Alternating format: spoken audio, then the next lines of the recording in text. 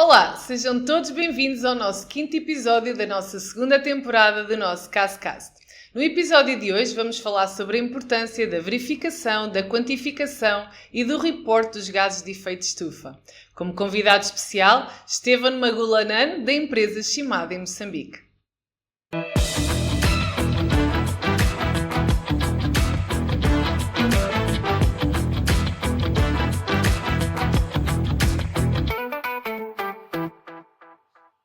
Olá, Esteban Magulano, como está? Seja bem-vindo aqui à empresa SICAS. Espero que esteja bem aqui para mais um podcast. Hoje vamos falar sobre a quantificação, sobre o report dos gases de efeito estufa. Tenho o prazer de se apresentar, em que empresa está, na Shimada, o que faz, Certo, para darmos aqui início ao nosso tema. certo. Bom dia e, enfim, obrigado pelo convite de poder participar de mais um podcast desta casa, a SICAS. Meu nome é Esteban Magulanhan, sou técnico de saúde, segurança e meio ambiente na Shimada International Limitada. O que é que faz a Shimada? Só para os nossos ouvintes ficarem um bocadinho mais claros do que é que faz a vossa empresa e da importância da vossa empresa aqui no mercado moçambicano. Certo, a Shimada é uma fábrica dedicada ao fabrico de tampas, preformas e garrafas PET. Ela está localizada na Matola, sim. E em termos de vocês, dedicam-se à exportação do vosso produto ou também a abastecer o mercado local? Quais são os vossos principais clientes? Não tenho que citar os clientes, mas se são daqui de Moçambique, se fazem também exportação. Certo, bom, nós fazemos importação, importação sim, da matéria-prima usada no processo de produção, que é a resina PET, e, enfim, que é usada em todo o processo de produção, para tampas, para formas de garrafas. E os nossos clientes estão instalados aqui mesmo no país, a nível nacional, é verdade que em diferentes pontos, na cidade de Maputo e nas províncias aqui dentro do Há país. quanto tempo é que está cá a Shimada a operar? A Shimada já está há uns bons anos aqui no país.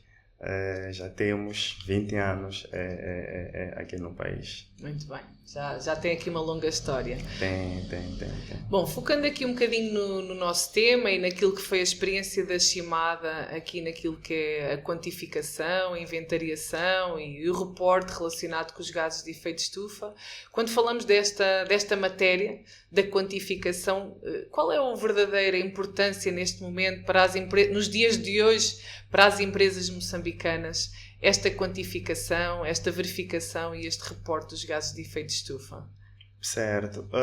Talvez seria importante começarmos por entender de fato o que são gases de efeito estufa e por que como organizações, como empresas, devemos nos preocupar com esses gases de efeito estufa. Muito bem. O fato é que, bom, os gases de efeito estufa, primeiro, são gases importantes, porque é graças a esses gases que se mantém a temperatura ideal para condições de vida aqui no planeta Terra.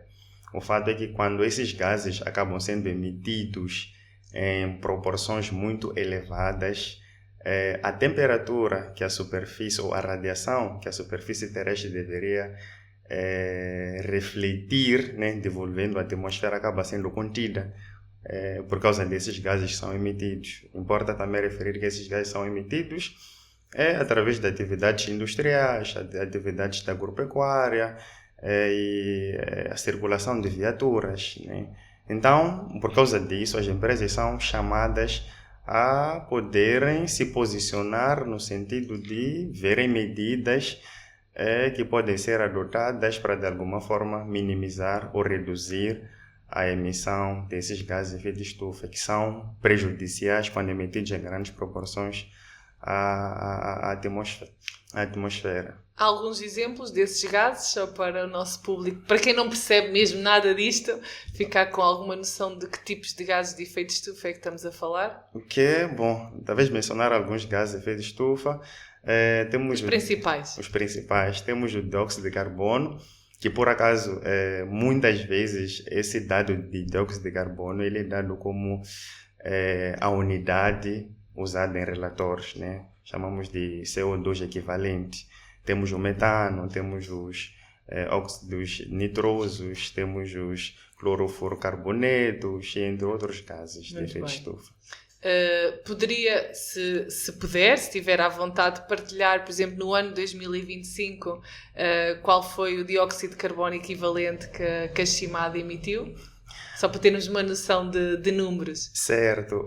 O total de CO2 emitido na Shimada no ano 2025, né, olhando para aquilo que foi o nosso cálculo, todo o nosso processo, nós tivemos um total de 830,9 toneladas de CO2 equivalentes emitidos pela Shimada. Isto é que é um verdadeiro exemplo. Portanto, nada disto é abstrato.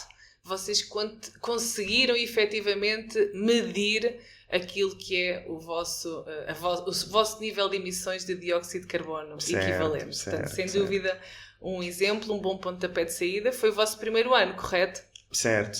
Foi o nosso primeiro ano, o 2025. De inventário. De inventário, portanto, o nosso primeiro ano de inventário. Agora, nós sabemos, Esteban, porque você viveu claramente isso na prática, né? Que há várias ferramentas específicas para, no fundo, fazermos este inventariado. O que é concretamente essas ferramentas? Quando uma empresa decide implementar uma dessas ferramentas, o que é que concretamente ela precisa de fazer? Certo. Bom, a quantificação das emissões, ela não deve ser feita de forma aleatória, né? Por causa disso, algumas organizações, como é o caso da Organização Internacional de Normalização e os outros, viram a necessidade de colocar uma espécie de procedimentos práticos e concretos para que fosse possível a elaboração de inventários concretos. Ou seja, é como se fosse um raio-x das emissões das organizações. É como se nós vamos fazer um raio-x completo a uma organização de qual é que é efetivamente as suas emissões. Portanto, dá-nos uma visão. Estas ferramentas ajudam-nos a ter uma visão clara, não é? E específica de quanto é que efetivamente cada organização emite. Certo, de fato. Porque sem o uso dessas ferramentas existentes, enfim, muitos aspectos poderiam ser desconsiderados nesse processo da elaboração dos inventários. Então, as ferramentas em si vêm nos ajudar a considerarmos, enfim, tudo aquilo que deve ser contido nos inventários. Ou seja, isto não é uma burocracia, acaba por ser efetivamente utilizar estas ferramentas, é mesmo uma ferramenta de gestão. De gestão. São diretrizes que nos levam à elaboração desses inventários. E portanto, foi isto mais ou menos que aconteceu com a Shimada, não é? Portanto, a implementação destas ferramentas. Como é que o processo efetivamente aconteceu do vosso lado? Como é que vocês começaram a fazer todo este processo de quantificação destas emissões? Por onde começaram? Certo, interessante. Bom, primeiro deve haver uma espécie de comprometimento pela gestão do topo. Acho que é uma coisa que todo o sistema de gestão consideram esta componente. Sem um comprometimento da gestão do topo, todo o trabalho será em vão. Então, primeiro a gestão do topo que concorda e decide de fato implementar trabalhos como esses. E a posterior prepara-se a equipe que vai trabalhar no processo todo da implementação, porque de alguma forma haverá necessidade de pessoas estarem envolvidas para aquelas fases todas, recolha de dados que, enfim, a posterior podemos até apresentar. Mas falando daquilo que é o processo em si, primeiro deve-se definir o ano base, né? O ano base é o ano padrão, em que todos os anos posteriores que nós iremos fazer os cálculos, nós levamos e vamos comparar com o ano base. Se houveram alterações, houve aumento, houve redução, onde há necessidade de melhorarmos, né, esses aspectos todos. Então, o vosso caso, o primeiro ano foi o ano 2025. O primeiro ano foi o Portanto, as tais 830 toneladas de dióxido de carbono equivalente que vocês apuraram foi sobre o ano 2025, foi o ano base. O ano base. Okay. Por acaso coincidiu o nosso primeiro ano e o nosso primeiro inventário, o nosso ano base nesse caso. Então, após a identificação do ano base, nós vamos àquilo que é limites organizacionais. E operacionais também, não é? Operacionais, mas enfim, uma coisa segue a outra. Os limites organizacionais acontecem no sentido, imaginemos uma organização, ela tem 5 instalações em diferentes pontos. Então a organização em si, ela pode decidir se vai elaborar um inventário para todas essas instalações que estão em pontos diferentes ou vai escolher instalações específicas. Dessas 5, por exemplo, pode escolher uma instalação. No vosso caso em concreto, qual foram esses limites organizacionais e operacionais? Vocês também têm várias linhas de produção, não é? Certo. Então, certo. neste caso da Shimada, o que é que vocês decidiram? Para dar mesmo um exemplo concreto Bom, da vossa empresa. Bom, para a Shimada foi fácil, porque nós só temos uma única instalação que está centrada na Matola. Então, relativamente àquilo que são os limites organizacionais, foi 100%. Foi 100% dos limites organizacionais e limites operacionais também foi 100%. Consideramos todas as operações em que, enfim, a Shimada tem esse poder de decisão, né? Nós acabamos incluindo isso para... Então, primeira etapa, definir os limites. Segunda etapa, o ano base. E a seguir, mais etapas essenciais neste processo de inventariação? Após a definição dos limites organizacionais, limites operacionais, que dentro dos limites operacionais nós vamos encontrar aquilo que são os escopos. O escopo 1, o escopo 2, o escopo 3. Poderias, exato, acho que já ia fazer isso, não é? Explicar um bocadinho ao nosso público de uma maneira muito resumida o que é isto do escopo 1, 2 e 3. Certo. O escopo 1 são aquelas consideradas emissões diretas, emissões em que a organização ela tem 100% do controle, né? Nós emitimos dentro do, como é que é? Pode dar um exemplo vosso, concreto, do que é que entrou para o escopo 1, por exemplo? Certo. Escopo 1 nós consideramos o uso de combustíveis, o gasóleo e o chumbo nas viaturas. Okay. Nós consideramos isso como nosso escopo 1, são emissões diretas. Temos também as emissões fugitivas, que é o uso de gases refrigerantes nos chillers, nos ares condicionados, né? Essas são emissões diretas. Temos também o uso de gás liquefeito de petróleo, né? Que são usados nas máquinas, é usado também nos refeitórios, nas cozinhas, para o curso. Então, esse é o escopo 1, considerado as emissões diretas, aquele em que a organização tem 100% do custo. Há situações também em que, não é o nosso caso, mas existem organizações que gerem eletricidade a nível interno. Então, tem ali um gerador de eletricidade. Então, nesse caso, esta empresa estaria... Nessa situação, nós estaremos no caso do escopo 1. Nesse caso, essa energia não foi adquirida, foi uma eletricidade gerada a nível interno. Por isso faria parte do escopo 1. Do escopo 1. E no escopo 2, exemplos? Certo. O que é o escopo 2? O escopo 2 são emissões que nós causamos, mas de forma indireta, né? A fonte de emissão não está sob o nosso controle, não está sobre a nossa responsabilidade, e muitas vezes falamos de energia adquirida, seja eletricidade, seja calor, seja vapor, né? Por exemplo, nós aqui estamos a usar eletricidade. Se esta eletricidade que nós estamos a usar aqui, ela não é gerada a nível interno, não é fornecida, adquirida pela EDEM ou outra empresa, nós estamos a considerar o escopo 2. Porque há emissões, né, no processo até trazer esta corrente aqui, mas essas emissões nós não vemos, né? Então há necessidade de considerarmos também naquilo que é o nosso inventário. E o escopo 3?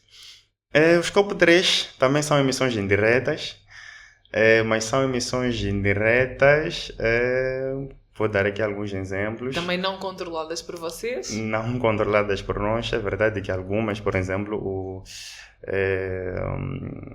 gestão de resíduos sólidos.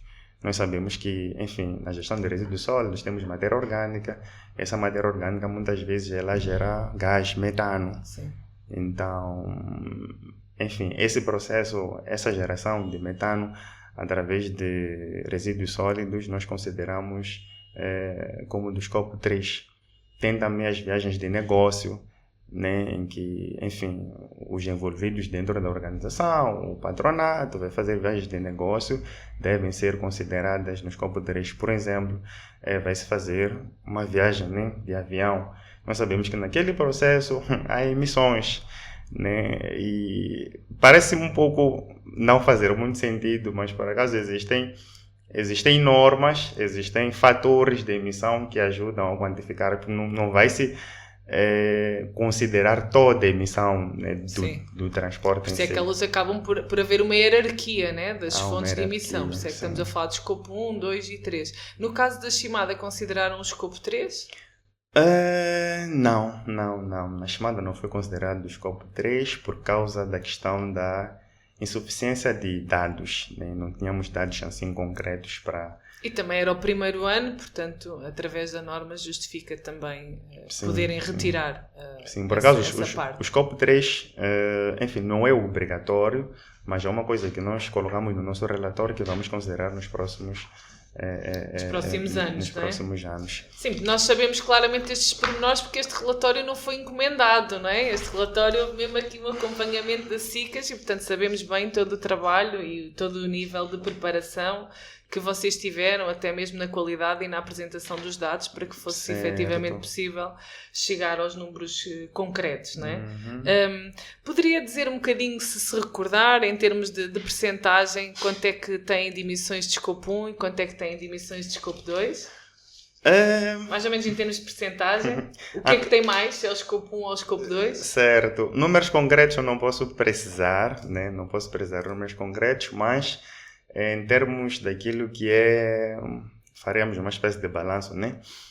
Nos dois escopos, no escopo 1 e 2, nós tivemos... escopo 1 foi reduzido, comparando com o escopo 2. Portanto, tiveram uma percentagem inferior, não é? Sim. A nossa maior percentagem em termos de emissões está no escopo 2. Cerca de 80%. Cerca de 80%, algo parecido. Então, enfim, vimos e percebemos que há muita emissão por intermédio da energia adquirida. Exato. Portanto, com isso conseguiram perceber que se calhar há melhorias, né, que podem fazer. Logo o facto de verem onde é que está a maior percentagem também vos orienta no ponto em que realmente estão, não é? Certo. E onde é que tem que fazer um maior trabalho de poderem melhorar e reduzir estas emissões. E no vosso caso, sem dúvida, perante as fontes que vocês identificaram, aquelas que vocês controlam mais, né? Falou aí dos chillers, das vossas viaturas, do gás que utilizam na cozinha. Pronto, e depois temos as de âmbito de escopo 2, que acabam por assentar mais na eletricidade que acabam por consumir e que vem do próprio fornecedor da energia elétrica.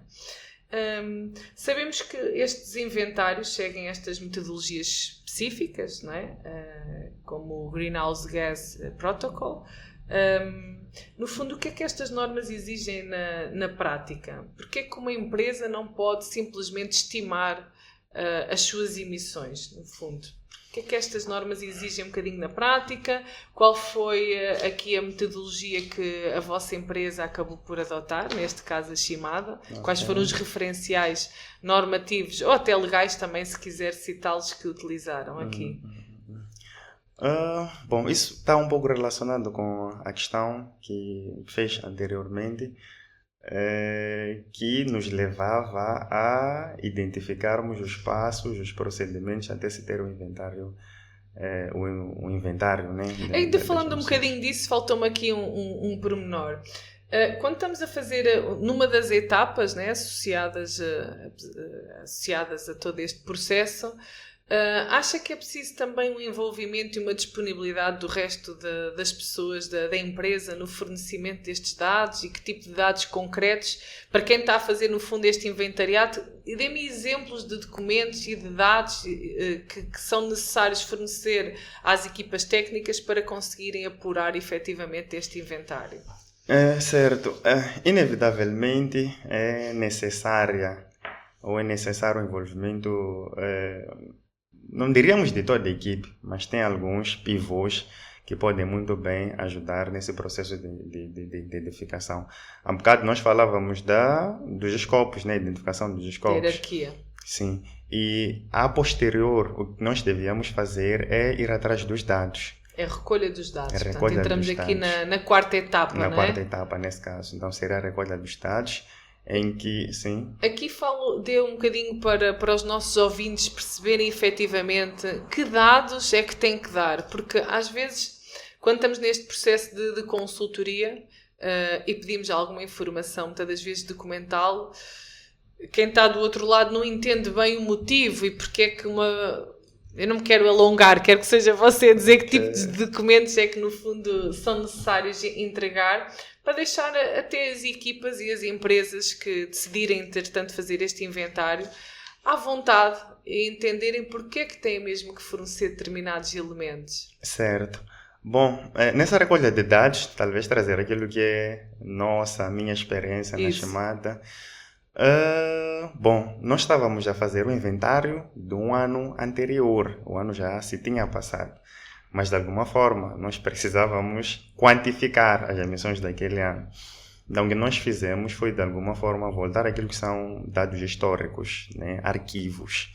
Por exemplo, se nós estamos a falar do escopo 2, que é a eletricidade, nós tivemos que ir atrás de todas as faturas de eletricidade do ano 2025. Porque é na fatura de eletricidade onde vem aquilo que foi o consumo, né? Os quilowatt-horas consumidos naquele determinado mês ou naquele período. Certo. Então foram recolhidos, diríamos, 12 faturas, né? Que neste caso são mensais, sim. Mensais, que correspondem os 12 anos. Os 12 meses. Portanto, faturas de eletricidade é um dos elementos que, sem dúvida, é necessário aqui para a recolha destes dados. Que outro tipo de faturas e outro tipo de documentos e informações? Porquê é que também estou aqui a dar um bocadinho ênfase a esta parte da recolha dos dados? Até para que também quem está do lado de toda a organização documental e processual e até contabilística e financeira da empresa perceber que tudo isto tem que estar devidamente organizado, não só pelas exigências legais que esta própria documentação exige, né, até em termos contabilísticos, mas porque depois isto está tudo encadeado. Quando vocês aqui a nível do ambiente e estas equipas, né, decidem fazer este tipo de trabalho, também precisam ter acesso rápido a esta informação. E se os dados não tiverem fidedignos, não estiverem bem lançados, se as faturas também não estiverem organizadas no devido local, tudo isto vai levar muito mais tempo e pode levar a erros de cálculos se este trabalho de base também não estiver bem feito. Então é importante aqui as pessoas perceberem que para depois este trabalho ser de qualidade, também a informação que está por trás tem que estar devidamente arquivada e organizada com qualidade. De fato. Então, para além dessas faturas de EDM, que outros dados, apelo aqui aos nossos ouvintes, que outros dados devem ter organizados para que isto seja um relatório fidedigno? Talvez só um comentário naquilo que a engenheira estava a falar. A qualidade do inventário depende da qualidade dos dados. Se os dados não forem confiáveis, se houver algo não muito confiável nos dados, consequentemente o inventário em si está comprometido. Então a equipe que está envolvida na recolha de dados deve prestar muita atenção e, de fato, fornecer dados de confiança. E, bom, para o outro escopo, por exemplo, que é o escopo 1, nós falamos aqui da frota dos veículos, o consumo de combustíveis. Então, também houve necessidade de se buscar aquelas faturas de compra de combustível. E aspectos relacionados com a manutenção dos vossos equipamentos, manutenção das vossas infraestruturas, também há elementos aí relacionados que vocês tiveram que observar e identificar como dados que são necessários aqui para este inventariado? Certo. Bom, quando falamos, por exemplo, de os gases refrigerantes, que são, na verdade, um problema muito grande, né? Porque eles têm um potencial de aquecimento global considerável. E muitas vezes o que acontece é que há fugas. Então essas fugas são inesperadas e algo que, enfim, não estava nos planos. E isso acontece porque houve falta de manutenção preventiva.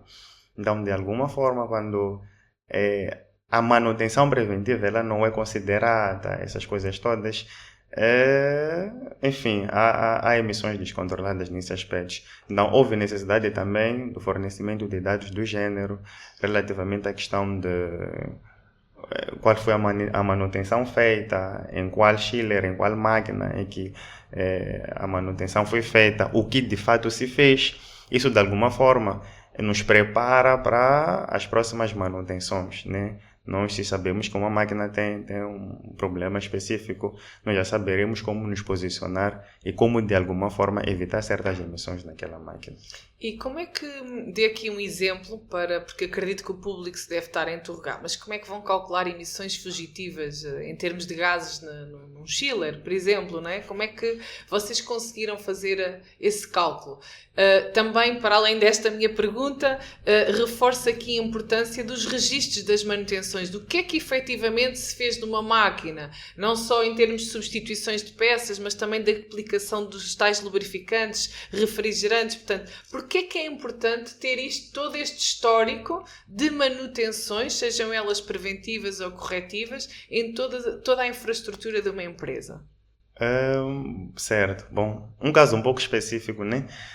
Quando vai se fazer manutenção de um sistema de refrigeração, nós primeiro vamos fazer uma espécie de medição antes da introdução do gás na máquina ou no sistema em si. Então, vê-se o quanto de gás temos, ok? E feito essa quantificação de quanto de gás temos, nós vamos fazer, depois da recarga, uma pesagem depois, né? Vamos ver o quanto de gás foi introduzido na máquina. Então, a partir daí, nós já temos uma margem, já sabemos quanto é que aquele instrumento ou aquela máquina recebeu de gás. Então, a partir daí, nós já poderemos quantificar as emissões, enfim, causadas por aquela máquina. Daí a importância de registrar tudo isso, porque depois quando vão fazer esta recolha de dados não pode ser com base naquilo que o operador, né, ou que o mecânico ou que o eletricista ou qual for a especialidade se lembra de cabeça, né? Portanto, isto tem que estar devidamente registado. Então é no fundo um apelo aqui aos nossos gestores, né, da importância do registro também destas manutenções. Bom, falámos aqui um bocadinho desta etapa 4, né, de recolher os dados. Acredito que a seguir vamos para as próximas etapas, que é calcular as emissões, né, depois de ter os dados todos. Ok. Depois de termos os dados conosco, passo muito importante esse de dados, né, de dados. É um passo muito importante. Se calhar é aquele que leva mais tempo, leva mais tempo. Principalmente quando a organização em si ela não está muito organizada. Sensibilizada também ainda para... e não está organizada, sim. Então, muitas vezes parece fácil. Nós decidimos que vamos, enfim, elaborar o inventário deste ano. Nós partimos deste mês. Por exemplo, estamos em julho hoje. Então, enfim, começamos a recolher os dados a partir daqui para frente. Portanto, está a dar uma boa dica também aos nossos ouvintes. Portanto, se é a intenção da empresa começar já este ano a fazer o seu inventário, os dados devem ser recolhidos gradualmente. Não é deixar chegar a dezembro de 2026 ou até janeiro de 2027 para começar a compilar os dados do ano inteiro. Portanto, é importante, se calhar, ter uma prática mensal, né, de ir organizando e compilando os dados nas folhas de cálculo respectivas, né? Sabe que há uma folha de cálculo específica, né? Que foi feita para o caso da chamada. Portanto, é importante manter esta prática mensal. Sim, é importante. Isso não só vai encurtar o processo, vai facilitar e, enfim, não teremos muitas situações desconfortáveis. Dá-nos a oportunidade de analisar melhor os dados, de perceber se há alguma discrepância e ir investigar porquê, corrigir, porque fazer isto apenas ao final de um ano, o tempo é enorme, não é?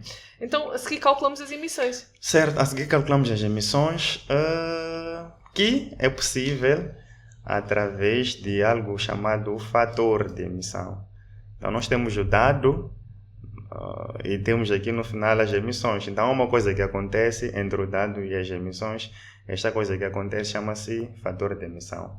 Então, fator de emissão existe fator de emissão para cada fonte ou para cada gás, enfim, para cada fonte. E foi fácil ter acesso a esses fatores de emissão? Por acaso não. Pois, por isso é que eu pergunto. Qual foi o maior desafio que teve na identificação desses fatores de emissão específicos para cada fonte? Qual foi aquele que teve o maior... foi mais desafiante em identificar? Bom, primeiro é aquilo que é o nosso país, né? Então, o nosso país em si não temos uma... como é que diria? Uma ferramenta que de alguma forma nos forneça esses fatores de emissão. O que nós tínhamos que fazer é usar fatores de emissão de outros. Existem, né? Enfim, essas organizações, o IPCC, de alguma forma, fornecem essas emissões e separam, né, em níveis de coisas. Então, de alguma forma, nós tivemos que não usar, porque não existem assim de forma concreta fatores de emissão a nível específicos para Moçambique. Então, tivemos que olhar para aquilo que é a nossa realidade e ver os fatores que podiam ou que se adequam àquilo que é a nossa realidade. Há fatores que não são difíceis de encontrar, e mesmo se nós formos encontrar diferentes, a diferença não é assim muito grande. É uma diferença de dígitos, né? De dígitos só. Por exemplo, para os combustíveis, os fatores de emissão de combustíveis é muito fácil de encontrar. E mesmo se forem fontes diferentes, a diferença não é assim muito grande em termos de fatores números. De emissão para a produção de eletricidade foi fácil fatores de emissão para a produção de eletricidade foi muito difícil. Foi muito difícil porque cada país, né, tem a sua forma de geração de eletricidade. Tem as hidroelétricas, tem centrais termoelétricas, enfim, tem outros que geram eletricidade da sua forma. Então, de alguma forma, nós tínhamos que olhar para a nossa realidade, que na verdade é um misto, né? Temos a hidroelétrica e temos também, nas horas da ponta, é usada para reforçar a demanda de eletricidade nesse período da hora da ponta, das 17 até as 22. Usa-se o gás, usam-se as centrais termoelétricas para poderem ajudar. Então foi um pouco difícil por causa disso, mas acabamos encontrando. E está tudo devidamente justificado no está relatório, justificado, não é? Portanto, justificado. Quem quiser, acredito que se alguém quiser aprender um bocadinho aí com a Shimada, vos pode visitar. Pode apresentar o relatório que foi feito aqui em Equipa Cacicas. De fato. Portanto, alguém... Então, de seguida, avaliamos a incerteza, né? E compilamos aqui o nosso relatóriozinho final. Certo. Quantificamos, já temos os fatores de emissão, já quantificamos aquilo que foram ou que são as nossas emissões. Após disso, nós fazemos aquilo que é o relatório, né? O relatório que é nada mais, nada menos que fazer levantamento de tudo aquilo que se fez. Desde a identificação, como é que os limites organizacionais, operacionais, identificação das fontes, todas as fontes que nós identificamos, que foram incluídas no inventário, devem ser especificadas no relatório, as percentagens, isso de alguma forma vai ajudar. E no relatório também tem a questão das consideração das incertezas, né? Tem o relatório das incertezas, porque, enfim, são cálculos. E sempre que nós estivermos a trabalhar com cálculos, a estatística, de alguma forma, teremos que Qual foi a vossa incerteza? Nossa incerteza foi de mais ou menos 12%. Isso é um valor bom ou mau relativamente àquilo que são os referenciais? É um valor... Só para o público, né, ter mais ou menos alguma noção.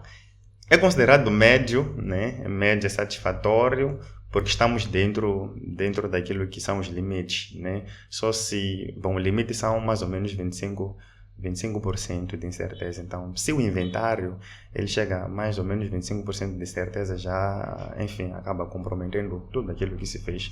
Então, nós estamos mais ou menos 12%, já Sendo o primeiro ano também, é importante então, parabéns considerar para um isso. primeiro ano de começo. Há aqui Certo. espaço de melhoria.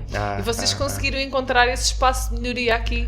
O facto de terem feito esta quantificação viram claramente onde é que há esse espaço de melhoria. Já não se antecipe, já vamos falar especificamente sobre isso. Mas ainda falando aqui um bocadinho sobre as metodologias que estão padronizadas, a importância. Obviamente que nós sabemos que se não houver estas metodologias padronizadas não é possível comparar, não é? Comparar até mesmo com outras empresas e com fazer no fundo o benchmarking, não é? Portanto, no fundo estas metodologias ajudam-nos também, se todas as empresas utilizarem as respectivas metodologias, é possível efetivamente comparar dados reais, todos seguindo o mesmo método. Poderia dar algum exemplo aqui das normas que utilizaram? Quais foram esses referenciais que utilizaram na Shimada? Ok, certo. Bom, para a elaboração do nosso inventário, nós usamos a ISO 14064, a parte 1. Usamos também o protocolo de gases de efeito estufa. Então, essas foram as ferramentas que nos ajudaram nesse processo de quantificação. E uma coisa muito interessante é que essas normas, essas ferramentas consideram que, de alguma forma, pode colocar em risco quem quiser quantificar sem considerar essas normas. É a questão dos princípios, né? Tem a questão dos princípios que são considerados nessas ferramentas. São 5 princípios. O primeiro princípio que nós encontramos é o princípio da relevância, né? O princípio da relevância, ele lida com a questão da identificação das fontes. Então, todas as fontes relevantes devem ser consideradas. Imagina uma situação em que nós vamos desconsiderar uma fonte em que, enfim, há um número muito grande de uma quantificação grande de emissões. Então isso pode comprometer, o inventário em si não será muito credível por causa disso. Se Shimada, por exemplo, tivesse decidido não considerar os gases refrigerantes no seu inventário, então seria algo que nos colocaria em desvantagem. Então, o princípio da relevância vem nos dizer que toda fonte de emissão relevante deve ser considerada. Então, o princípio também da completude. O princípio da completude, né, o termo já sugere, é a consideração de fato de todas as fontes de emissão. Né? Temos o princípio da relevância, né? Os nossos dados de fato, o nosso relatório, o nosso inventário deve ser relevante. Então, o princípio da consistência, né? Se nós escolhemos o ano base, aquele ano base ali, nos próximos anos deve fazer sentido. Não são alterações que nós fazemos assim de forma aleatória, não. Se nós escolhemos o ano base como nosso ano de comparação, todas as próximas verificações que nós formos a fazer, aquele nosso ano base deve ainda fazer sentido. Sim.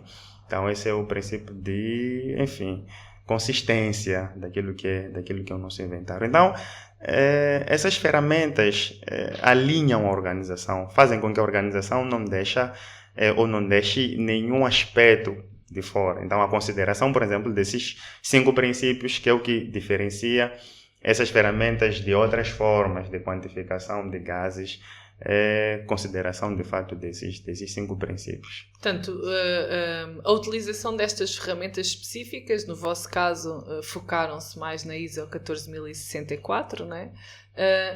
Vocês saem de um estágio de que acham que emitem X toneladas de CO2 equivalente para outro nível que é provamos que emitimos X toneladas de CO2 equivalente, né? Portanto, no fundo isso é aquilo que uma consultoria também especializada, juntamente com neste caso com a Shimada, ajuda a fazer, né? E vos ajudou no fundo a comprovar que saíram de um estágio para o outro. Achamos, mas não, provam claramente com a utilização destas são dados concretos, com certeza, sim. Aqui, sabendo nós que em Moçambique esta parte desta regulação ambiental ainda se está a desenvolver, né? E portanto não é uma obrigatoriedade para as empresas moçambicanas fazerem este inventário de gases de efeito estufa com este nível de rigor que estamos aqui a falar, mas na sua opinião, porque é que acha que é na mesma importante investir nesta quantificação, nesta verificação, nesta quantificação e neste reporte de gases de efeito de estufa? Certo. Bom, é uma pergunta interessante. Interessante porque nós estamos inseridos num meio em que, mesmo para o cumprimento de, enfim, conformidade legal básica, ainda é um desafio. Vou dizer assim, é um desafio. Então, imaginemos uma decisão em que não há obrigação legal nenhuma, né? A empresa, de alguma forma, ela decide se comprometer com isso. Primeiro, são dois aspectos. Bom, nós sabemos que as mudanças climáticas a nível global, elas já chamam atenção. Tem negócios que de alguma forma não tem como avançar desconsiderando esse comprometimento da organização com questões ambientais.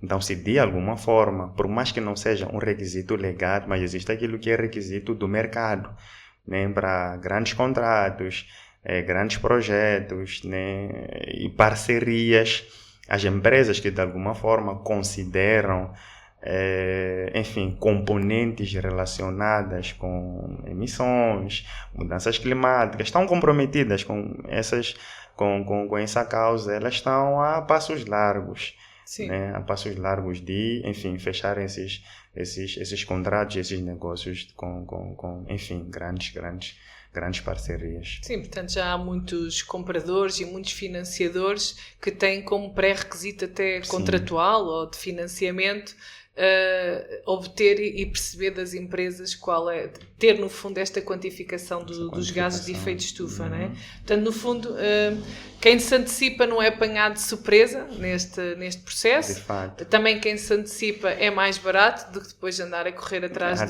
do prejuízo. Por outro lado, sabemos que também de alguma maneira em Moçambique, apesar de ainda não haver esta obrigatoriedade, já há indícios aqui de uma resolução, né, que é a resolução estratégica da transição justa da energia, né? Portanto já de alguma maneira nos empurra para a importância desta quantificação. Portanto já há aqui sinais claros que é uma questão de tempo e que Moçambique também vai passar a ser obrigatório esta inventariação. Então deixar aqui se calhar esta mensagem ao público, não é? Que é muito mais barato antecipar-se, não é? Do que depois correr atrás do prejuízo, não é? Por acaso, até pode não ser uma conformidade legal agora, né, conforme a engenheira estava a dizer, mas em conversas assim, paralelas com colegas e outro pessoal da área, vê-se uma possibilidade de se considerar essa questão de mudanças climáticas nessa atualização da lei do ambiente. Então mais outro sinal, não é? Portanto, é positivo, mais outro não é? sinal, certo. Estevan, diga-me uma coisa. Uma empresa que não tem este inventário, o que é que se arrisca claramente a perder? Bom... Acha que pode perder um contrato? O que é que acha que esta empresa vai ter mais gastos? O que é que acha que pode perder efetivamente por não investir nesta inventariação? Certo. Existem questões internas e existem questões externas, né? Questões externas são essas de credibilidade no mercado, a não possibilidade de, enfim, ter grandes contratos com grandes empresas, contratos internacionais que de alguma forma já exigem esse comprometimento da organização com isso. A nível interno, uma das coisas muito interessantes que nós podemos descobrir ou ver para os que de fato elaboram seus inventários é que nós temos uma visão clara daquilo que é o nosso consumo, daquilo que são as nossas emissões. E se eu tenho uma visão clara, eu já tenho oportunidades de alguma forma, reduzir não só aquilo que são as emissões, mas, consequentemente, aquilo que são os custos.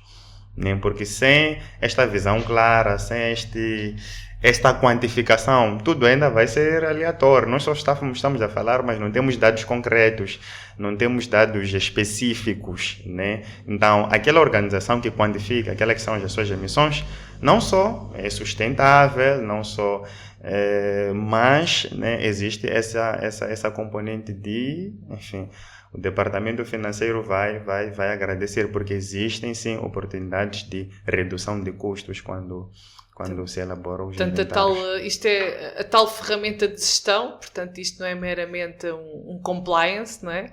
Portanto, esta ferramenta de gestão ajuda-nos efetivamente a reduzir custos, a tornar os nossos processos mais eficientes. E também um dos riscos que podemos minimizar é perder claramente negócios, financiamentos, não é? Por conta desta falta desta noção do que é que efetivamente emitimos e com isso podendo ir otimizando os nossos processos. Para terminarmos, Estevão, enquanto gestor das cimadas, gestor do ambiente, para outros gestores que nos estão a ouvir, se tivesse, e que estes gestores que nos estão a ouvir, e para o caso daqueles que ainda não fazem esta verificação, esta quantificação, este reporte dos gases de efeito de estufa, que conselhos daria a estes que ainda não o fazem? Ainda não fazem, certo. Gostaria de saber, no fundo, a sua opinião, conselho daria a esses gestores, e também se quiser partilhar alguma história relacionada com o tema, também fica à vontade. Certo, obrigado.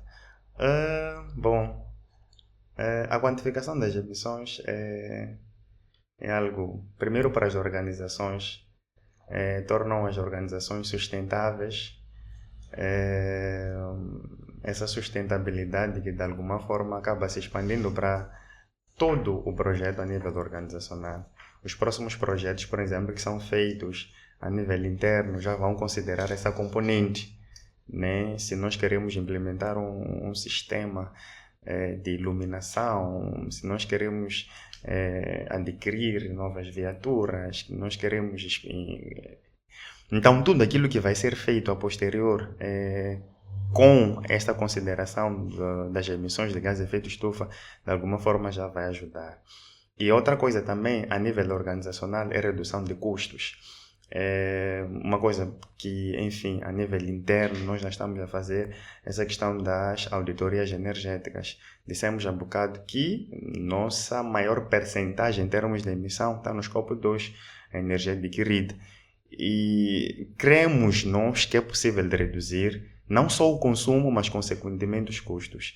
O que nós estamos a fazer agora é esta auditoria energética, o levantamento de todos os dispositivos que consomem eletricidade, o tempo de funcionamento e ver a possibilidade de oportunidades de redução do consumo, que consequentemente vai reduzir os custos e as emissões. E, sim... Não pode continuar, mas claramente estamos aqui a fazer um link com aquilo que foram os vossos dados. Vocês perceberam que mais de 50%, portanto, à volta de 80%, estamos a falar de emissões de escopo 2. E lá está, isto é um processo de melhoria contínua. Perceberam esse número e foram atrás. Portanto, foram atrás de como é que eu posso baixar este número e, consequentemente, baixar os meus custos financeiros. Ou seja, já está a decorrer uma auditoria energética, certo, né?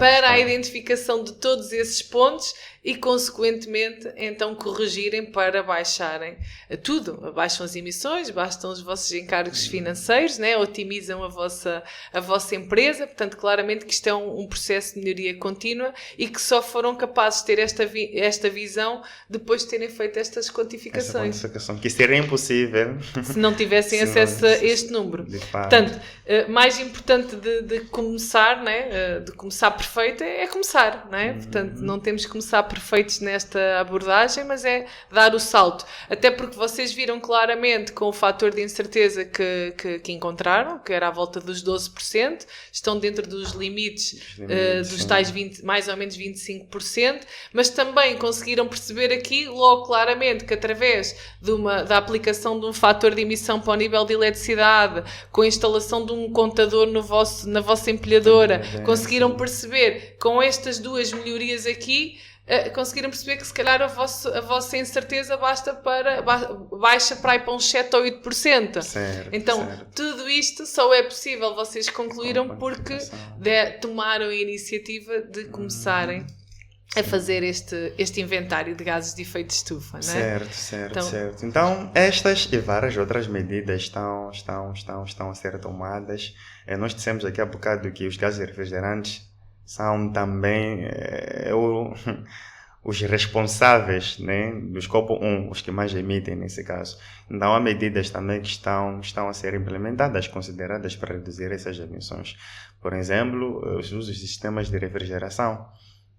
Enfim, o ambiente está bom, mas, se possível, sempre optemos também pela ventilação natural. Não só é saudável, mas também acaba trazendo essa responsabilidade ambiental, não só para o gestor, mas para a organização toda. Então, enfim, os gestores que ainda não têm implementada esta norma, ainda não quantificam aquelas são as suas emissões, lhes convido a fazerem este trabalho, que isso de alguma forma vai fazer com que as nossas organizações sejam sustentáveis, né? Sejam sustentáveis em todas as componentes, desde os custos, desde finanças, consumos, né? Então ajuda sim as organizações. Não só, assim como coloca também a nossa organização no mercado competitivo, né? Claro. Não estamos lá na linha da frente, porque de fato consideramos essas questões relacionadas com mudanças climáticas e essas emissões de gases de efeito de estufa. Bom, Estevão, chegamos ao fim. Agradeço-lhe imenso aqui a sua contribuição. Também demonstra a disponibilidade da SICAS para acompanhar então os novos gestores que querem fazer também inventários de gases de efeito de estufa. Muitos parabéns mais uma vez à Shimada por ter tomado esta iniciativa de ter dado o primeiro passo. Como viram, os números não são assim tão maus, tem aqui muito campo de melhoria.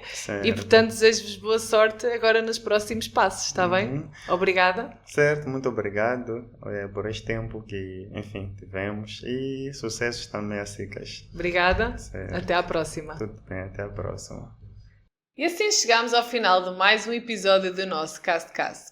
Como pontos principais, percebemos que existem aqui algumas etapas que devem ser conduzidas a quando a inventariação destes gases de efeito de estufa, tais como definir os nossos limites organizacionais, como definir o nosso ano base, identificar e fazer a hierarquia das nossas fontes de emissão, assim como calcular as nossas emissões, calcular as incertezas, até chegarmos à emissão do nosso relatório. Não se esqueçam que existem aqui algumas ferramentas, algumas metodologias específicas que podem ser adotadas para esta quantificação, tal como o Greenhouse Gas Protocol, assim como a ISO 14064.